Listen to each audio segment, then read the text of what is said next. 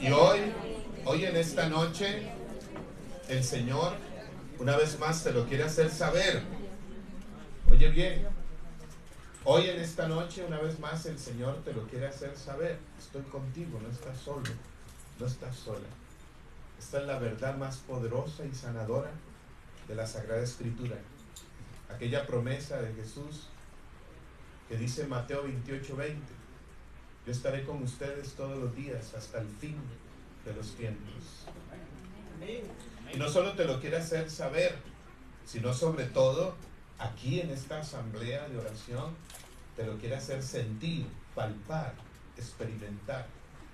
Cada asamblea de oración es una oportunidad, es un espacio para vivir aquello que dice el Salmo 34 en el versículo 9: gustad y ver qué bueno es el Señor. Para gustar, vivir y ver qué bueno es el Señor, porque Él es bueno.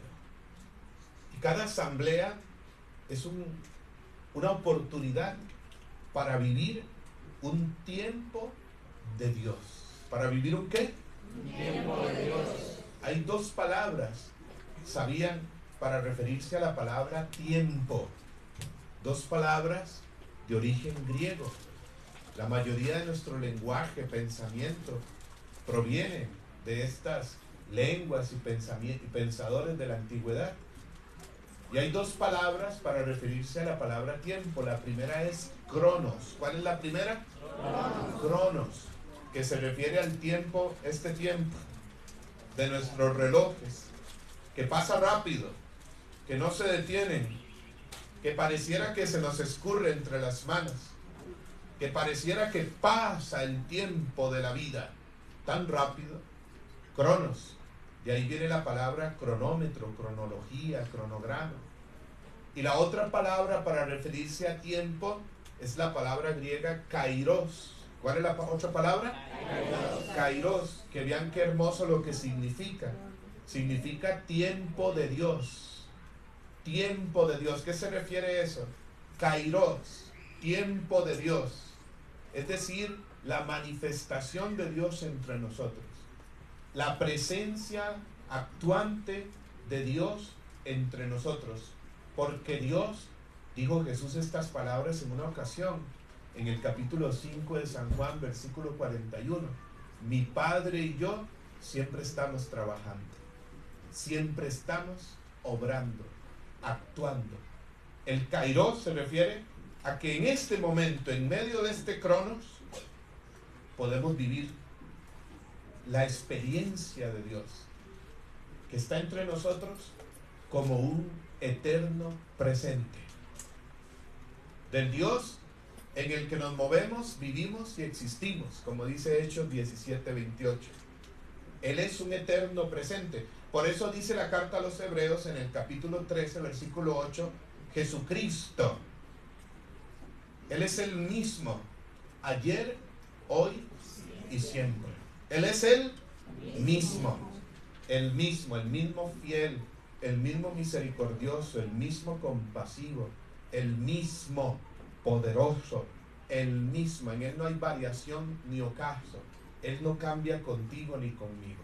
El mismo que te ha amado desde siempre, te ama hoy, aquí, te amará mañana y siempre. Te amará, aún con todo y tus pecados, debilidades y miserias. Él es el mismo de ayer, hoy y siempre. Y vivimos un tiempo de Dios, oiga bien, pero hay una clave: cuando hacemos de Dios nuestro presente. Es decir, cuando aquí en esta noche, en este momento, no dejamos que el paso del Señor pase de largo, sino que es la oportunidad con la que contamos. Este es el tiempo con el que contamos. Tú no sabes si al salir de aquí, si mañana vas a amanecer. Tú no lo sabes. Por eso este es el momento con el que contamos. El momento favorable, como dice Pablo en 2 Corintios 6:2. Mira ahora el momento favorable, mira ahora el día de la salvación, dice el apóstol. ¿Cuál es el momento favorable? Ahora. Diga fuerte esa palabra. ¿Cuál es el momento favorable? Ahora. ¿Cuál es el día de la salvación? Ahora. Ahora. ¿Por qué? Porque aquí está el Señor que está a tu favor, que te ama. Porque aquí está el Señor que es tu Salvador. Y hoy una vez más está aquí para salvarnos o para darnos, porque Él nos ha salvado en su pasión, muerte y resurrección, para darnos todo lo que Él ha ganado para nosotros. Ayúdeme un momento y dígale al que tiene al lado nuevamente: no dejes que el paso del Señor pase de largo. No dejes que el paso del Señor pase de largo. ¿Ah? Que no pase de largo. Jesús pasa. Pero ante esta oportunidad, ante las oportunidades, hay que ser oportuno. Hay que ser oportuno. Ante las oportunidades de gracia de Dios, hay que ser oportuno. No dejes que el paso del Señor pase de largo. Por eso la Escritura dice en muchos momentos, por ejemplo en Isaías 55:6 dice: busquen al Señor mientras éste se deja encontrar. Y ese busquen al Señor, ahí seguirá diciendo el profeta, es un llamado a la conversión, a volverse a Él. Deje el malvado su camino y vuélvase al Señor, que será grande en perdonar. O ya en el Nuevo Testamento, Jesús mismo dirá, dice el capítulo 12 de San Juan, en el versículo 35, dijo Jesús: mientras esté la luz entre ustedes, crean en la luz, no sea que los sorprendan las tinieblas. Así que Jesús pasa esta noche aquí entre nosotros para desde su plenitud derramar sobre todos gracia sobre gracia, perdón sobre perdón, sanación sobre sanación, para darte lo que necesitas esta noche. Jesús pasa como pasó cuando estuvo entre nosotros como verdadero Dios y verdadero hombre encarnado. ¿Cómo pasó? ¿Cómo pasó Jesús entre nosotros? Dice el libro de los Hechos, en el capítulo 10, versículo 38, Pedro lo dijo muy bien. Hechos 10:38, y Pedro dijo: Jesús fue ungido por el Espíritu Santo y poder de Dios. Y pasó, oiga bien, y pasó haciendo el bien. ¿Cómo pasó Jesús? Haciendo el bien. Curando a los enfermos. ¿Cómo pasó Jesús? Curando a los enfermos. Y liberando a los oprimidos. ¿Y cómo pasó Jesús? Liberando a los oprimidos por el pecado o por la influencia del mal, del demonio. Así que queremos aprovechar este paso del Señor esta noche. Amén. Amén. Y fíjense que cuando uno lee el Evangelio, cuando hablo del Evangelio estoy hablando de Mateo, Marcos, Lucas y Juan.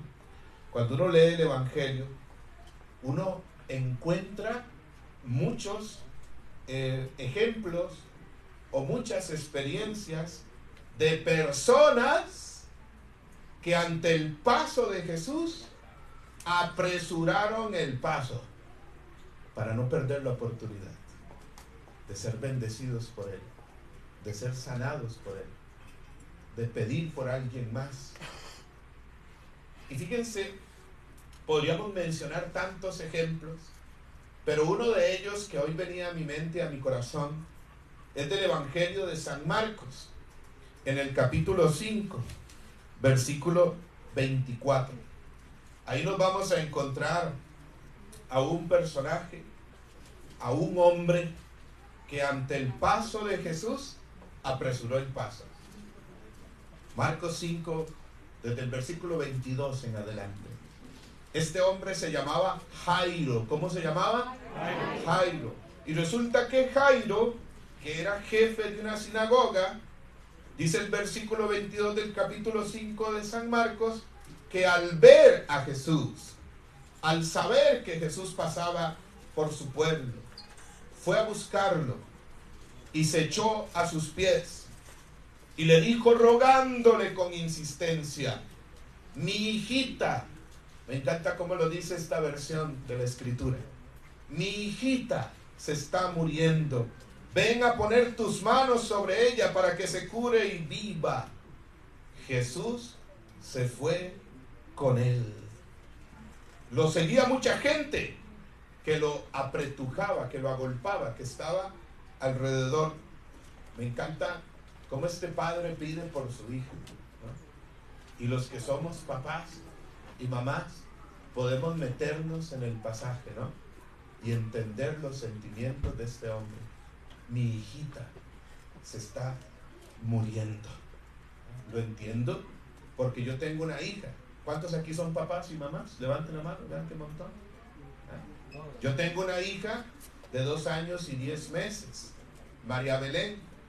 Por eso al leer este pasaje no estoy leyendo un periódico, no estoy leyendo cualquier libro, estoy leyendo un acontecimiento que Jesús hizo y que puede hacer hoy también en nosotros. Amén. Amén. Y me llama la atención este detalle. El Evangelio tiene muchos detalles. Dice el versículo 24 que Jesús se fue con él. ¿Qué dice la palabra? Jesús se fue con él. Por eso el objetivo de la asamblea de oración es, sí, que tú vienes y te vayas con Jesús. Jesús quiere irse contigo. Dígale al que tiene al lado, Jesús quiere irse contigo. Quiere irse contigo. Jesús se fue con él. Oigan, ¿saben por qué llama la atención ese detalle? Porque si leemos con atención o escuchamos, dice la palabra que alrededor de Jesús lo apretujaban, dice mi versión. Lo apretujaban. Apretujaban es apretar, estrujar, cuando hay gente casi subiéndose encima de otro, ¿no? Como cuando querían entrar a la final de Argentina-Colombia. Algo así era. Y dice que muchos estaban alrededor de Jesús. Yo me imagino a los discípulos ahí como guardaespaldas tratando de que no, pues arrastraran a Jesús.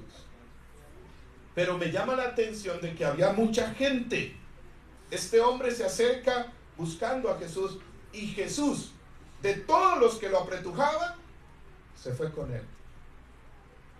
Se fue con él. Qué interesante, ¿no? Porque yo me imagino, no sé, los que se acercaban a Jesús, quizás muchos de los que lo apretujaban buscando algo de Jesús, más que a Jesús. Quizás muchos con una mera curiosidad, pero en realidad sin una actitud de fe, de ver en él al Mesías, al Salvador. Muchos que ante el paso del Señor se emocionaban un momentito, hasta le aplaudían quizás, pero hacerlo su maestro, su Señor, o creer en él como el Mesías, quizás hasta ese punto no llegaban. O quizás muchos de los que apretujaban a Jesús llegaban a él más que con una actitud de fe, con una actitud de desesperación. Me llama la atención porque en otra parte del Evangelio dice Lucas 6:19 que todos procuraban tocar a Jesús cuando habla de multitudes que se reunían alrededor de Jesús. Lucas 6:19 da este detalle. Todos procuraban tocarlo. ¿Todos procuraban qué?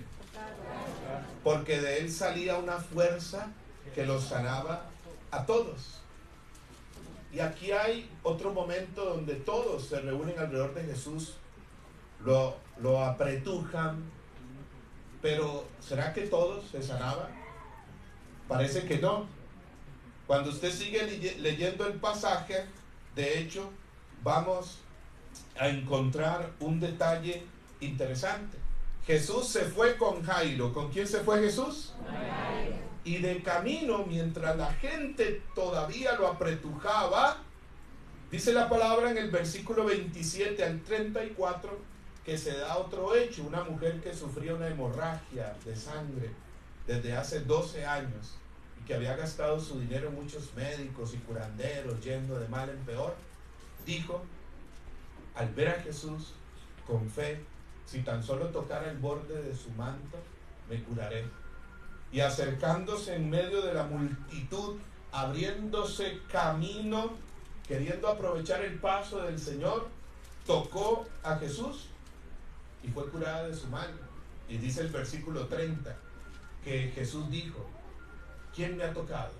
Hasta los discípulos no comprenden, pero todos te apretujan y preguntas, ¿quién te ha tocado? O sea, es que sentí que una fuerza salió de mí, dice el versículo 30. Aquella mujer se presentó delante de Jesús y Jesús le dijo: hija, tu fe te ha curado. Versículo 34. ¿Qué le dijo Jesús? Tu fe te ha curado. Oiga bien ese detalle, porque podríamos decir que todos los que se acercaron con fe a Jesús, estamos hablando del Jesús que caminó entre nosotros, el Jesús del Evangelio, que está vivo, todos los que se acercaron con fe a Jesús recibieron sanación. No estoy diciendo que todos los enfermos de la época de Jesús se sanaron, pero todos los que se acercaron con fe a Jesús recibieron alguna bendición de sanación, de libertad interior, espiritual, física, en su familia, en su hogar. Pero hay un detalle, me llama la atención la expresión, versículo 34, hija, tu fe te ha curado. ¿Qué la curó? Su fe. Su fe. Dígale al que tiene al lado, la fe cura. Y dígale, el miedo enferma. Dígale nuevamente, la fe cura y el miedo enferma. Aquí hay una clave importante, la fe. La fe, hija, tu fe te ha curado. Y he dicho, la fe cura y el miedo enferma, porque esto no es cosa mía, sino que es enseñanza de Jesús. Cuando Jesús estaba hablando todavía con algunas personas, llegan a darle la noticia a Jairo de que su hija aparentemente ha muerto, y le llegan a llenar la cabeza así de malas noticias, ¿verdad? De queja, de lamento, de miedo. Ya no molestes al maestro, ya se murió tu hija. Hay gente así. Yo sé que aquí nadie es así. Dígale al que tiene, yo sé que tú no eres así, ¿verdad? Pero hay gente que vive llenando el ambiente, la atmósfera de la casa, la cabeza a otros de malas noticias, de quejas, de lamento. ¿Ya para qué? ¿No? Y entonces Jesús le dice a Jairo, versículo 36, vean qué hermosa palabra, me encanta, porque Jesús le dice: Jairo, oye, no tengas miedo, basta que tengas fe. Dígale al que tiene al lado, no tengas miedo, ten fe, ten fe. Entonces se trata de la fe, de que la fe te tenga, de tener la fe como un don, como una gracia, y de que la fe te tenga, te invada, no de que el miedo te tenga y gobierne tu vida y que se corone en tu corazón. Yo recuerdo que en pandemia solía decir en algunas prédicas, cuando eran virtuales y todo mucho, peor que el coronavirus es el coronamiedo. Cuando el miedo se corona en el corazón, nos paraliza. Fíjense que en el lenguaje de Jesús, el miedo se contrapone a la fe. Estoy hablando del miedo que paraliza, que bloquea, que lleva a la desesperación, a la duda, a la angustia, incluso a la incredulidad. Estoy hablando de ese miedo. El miedo en el lenguaje de Jesús se contrapone a la fe. Otro, no busquen ese pasaje, solo lo menciono. Cuando Jesús calmó la tempestad, ¿recuerdan? En una ocasión le dijo a los discípulos, pasemos a la otra orilla, dice Marcos 4:35. Y mientras iban en la barca, Jesús dormía plácidamente. Si quieren saber por qué Jesús dormía plácidamente, vaya mañana al retiro de sanación. Y va a ver que lo vamos a profundizar.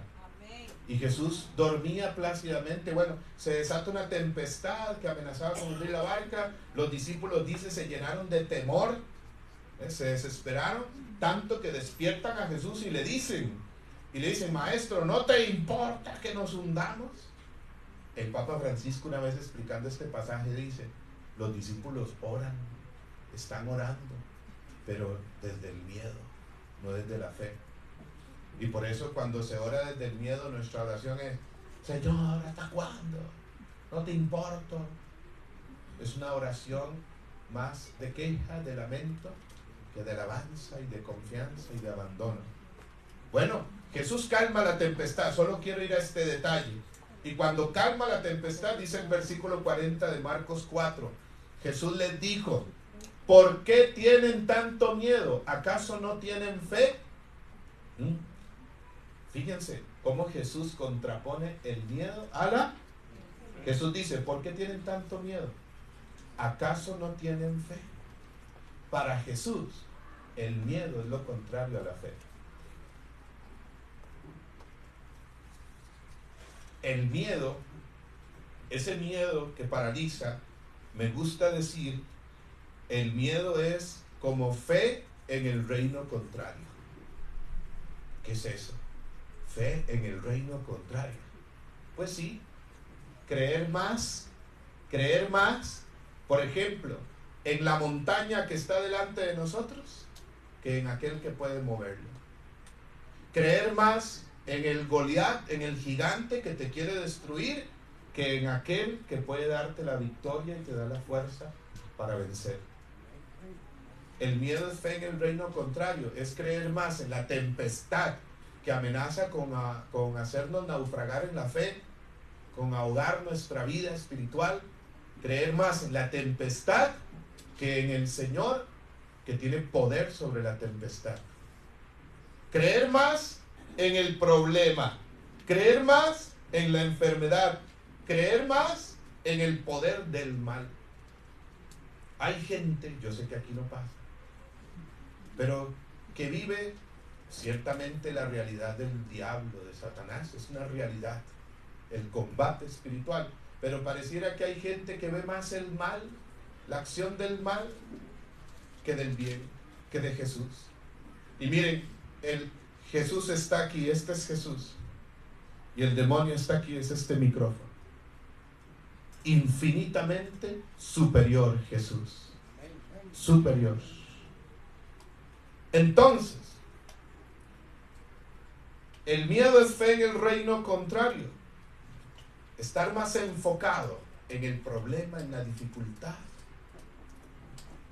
en la tribulación, en la tempestad, en el obstáculo, que en el Señor, que es más grande, que en el Señor, que es más poderoso. La fe es cuestión de enfoque. Dígale al que tiene al lado: la fe es cuestión de enfoque. Por eso dice la carta a los Hebreos en el capítulo 12, versículo 2, oigan cómo dice: fijos los ojos en Jesús. ¿Fijos los ojos en quién? Jesús. ¿Fijos los ojos en? Jesús. En Jesús. Fijos los ojos en Jesús. Enfocarnos en su grandeza, en su amor, en su fidelidad. El miedo tiene sus causas. Podríamos decir que muchas personas viven en el miedo al futuro, en el miedo a tomar decisiones, en el miedo a la enfermedad, en el miedo a la muerte. Hay gente que vive como si algo malo siempre le fuera a pasar. Y todo es un miedo a tantas cosas. Y los miedos tienen raíces en heridas, de abandono, de rechazo, en palabras que nos han dicho, que nos han marcado: no puedes, no sirves, no eres capaz. En heridas de humillación. El miedo tiene que ver quizás con la crianza que nos han dado, ¿no? Hay personas que viven en el miedo, en un miedo. El miedo bloquea. El miedo puede venir por experiencias que hemos tenido en la vida. Podríamos tener tantas causas que no puedo profundizar por el tiempo. Vaya al retiro de sanación. Pero dígale al que tiene a su derecha, a su izquierda: el Señor puede sanar tus miedos. Si está aburrido el de adelante, el de al lado, dígale al que está adelante y atrás: el Señor puede sanar tus miedos. No estás llamado a vivir en el miedo. ¿Ah? Claro, el Señor sana nuestros miedos. La Escritura está lleno de esto. Oigan bien, dirá 1 Juan 4:18: el amor perfecto echa fuera el temor. O dirá Pablo en 2 Timoteo 1:7: no hemos recibido un espíritu de temor, el Espíritu Santo, sino un espíritu de poder, de amor y dominio propio. Pero quiero ir rápidamente al texto aquí de Marcos, porque hay unas pequeñas claves de Jesús, 3 claves de Jesús, aquí con Jairo. ¿Cuántas claves? 3. Donde Jesús le ayuda a Jairo para que permanezca en la fe y el miedo no entre en su corazón. Donde Jesús nos da unas claves para vencer el miedo y alimentar la fe y crecer en la fe. ¿Cuántos quieren confiar más en el Señor? ¿Lo quieren? ¿Quieren? ¿Amén? Bueno, Jesús mismo nos enseña cómo vencer el miedo y alimentar la fe para que podamos ser curados, liberados, vivir su vida en abundancia, el poder de su resurrección. Y eso es lo que hace aquí con Jairo. Va a su casa a resucitar a su hija. Y en su hogar manifestó el poder de la vida, de la resurrección. Pero vean qué interesante, rápidamente. 3 claves. Versículos 35 y 36. Todavía estaba hablando cuando llegaron algunos de la casa del jefe de la sinagoga y le dijeron a Jairo: tu hija está muerta, ha muerto, no molestes ya al maestro. Pero Jesús, sin hacer caso de ellos, oigan, Jesús, sin hacer caso de ellos, le dijo a Jairo: no tengas miedo, ten fe, te basta que tengas fe. Wow, me encantan ahí los detalles del evangelio escondido, siempre aprenden algo nuevo. Y vean qué hermoso. Llegan a desanimar a Jairo, a decirle: oye Jairo, tu hija ya, seguro le hicieron así. Seguro, hasta a otros que venían ahí, seguro le hacían, no, el gesto, tu hija partió, murió. ¿Para qué molestar al maestro? Ya no hace falta, ya no molestes. Jairo escucha esas palabras, ¿sí o no? Pero vean que Jesús sabe que la fe viene por el oír. Y entonces le dice: Jairo, no los escuches, ignora esos babosos, ten fe, tu hija está dormida, yo la despertaré. ¿Sabe cuál es la primera clave? La primera clave es, oiga bien, ¿a quién estás escuchando? ¿A quién estás escuchando? ¿A quién estás escuchando?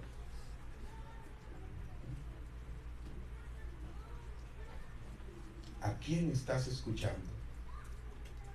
La fe viene por el oír, dice Romanos 10:17. Y el oír las palabras de Cristo. ¿A quién estás escuchando? Esas voces que te dicen: no puedo, ya es difícil. A esas voces de duda, de incredulidad, de lamento. ¿Para qué vas al grupo de oración? ¿Para qué vas a misa? Y no pasa nada. ¿A quién estás escuchando? Esas voces que dicen: mira, Dios, si Dios fuera amor, no pasaría lo que está pasando en el mundo. La clave primera es: ¿a quién estás escuchando? ¿Qué voces estás escuchando? Las voces negativas, de duda, de incredulidad. La primera clave es: escucha a Jesús.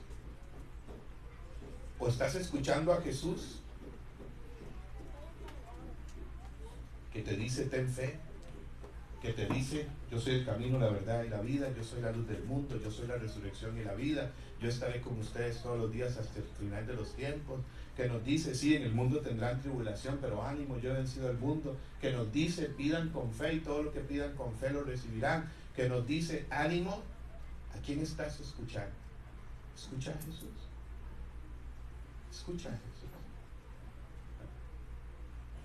Para que tu fe se alimente. Pero si tú escuchas y te quedas escuchando las voces negativas de incredulidad, de duda, de miedo, de lamento, y te alimentas escuchando malas noticias, ahí viendo todos los días, horas y horas, el asunto de la guerra, no hay que darle la espalda a la realidad, por supuesto. Amén. No hay que darle la espalda a la realidad, pero usted abre los noticieros, puras malas noticias. ¿Te estás dejando invadir por eso? Lo primero es, la primera clave es a quién escuchas para alimentar la fe y vencer el miedo. Amén. En cuanto escuches más a Jesús, vas a vencer el miedo. Él te va a sanar del miedo. Amén. Segunda clave.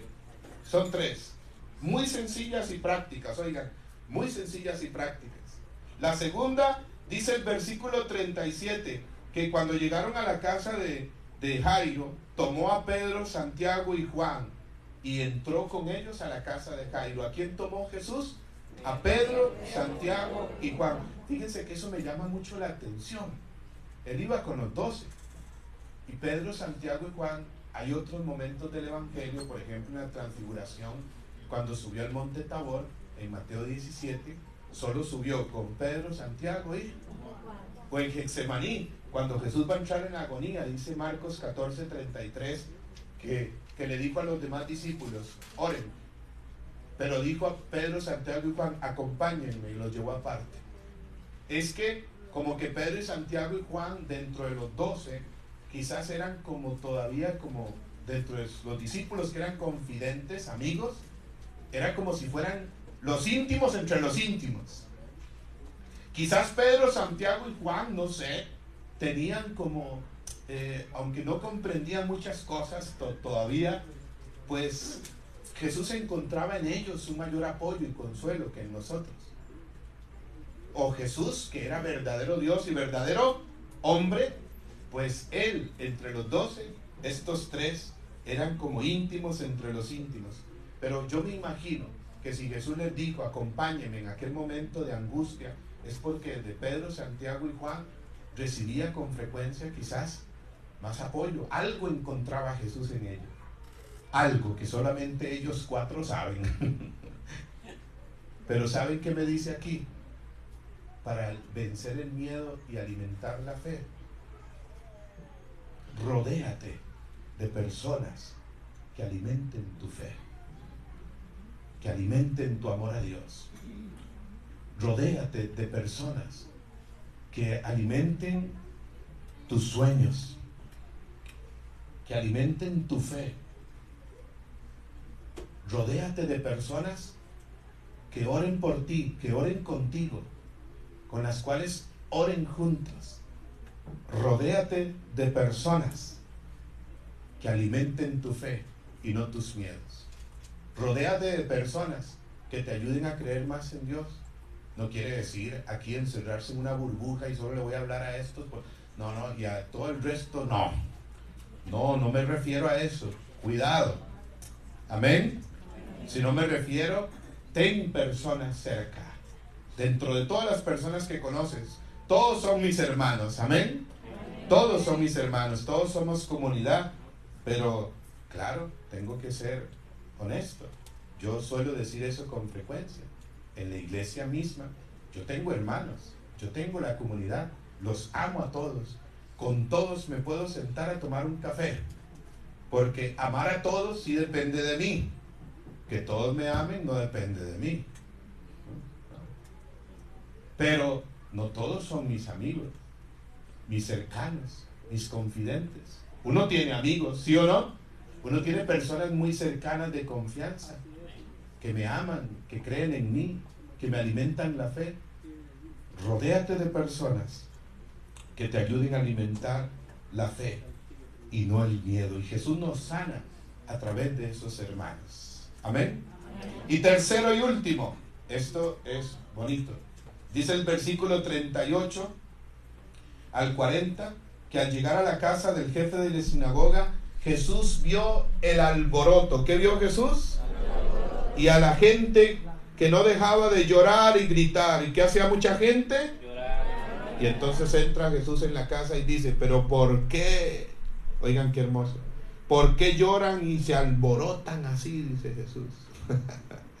¿Por qué tanto alboroto? La niña no está muerta, está dormida, y se reían de él. Jesucristo echó a todos fuera, a los alborotadores.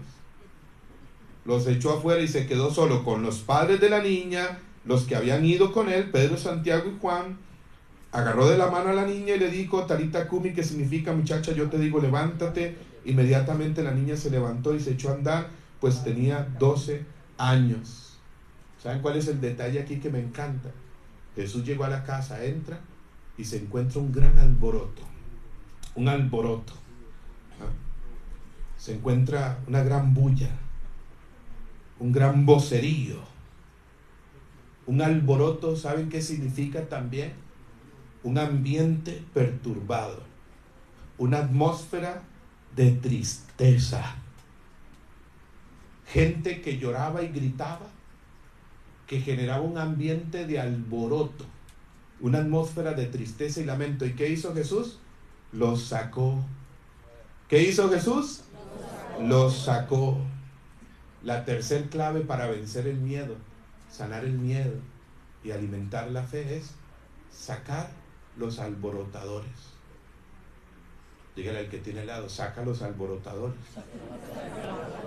Claro, no se refiere eso a sacar los niños que hacen bulla y que hacen ruido y fiesta y desorden, no.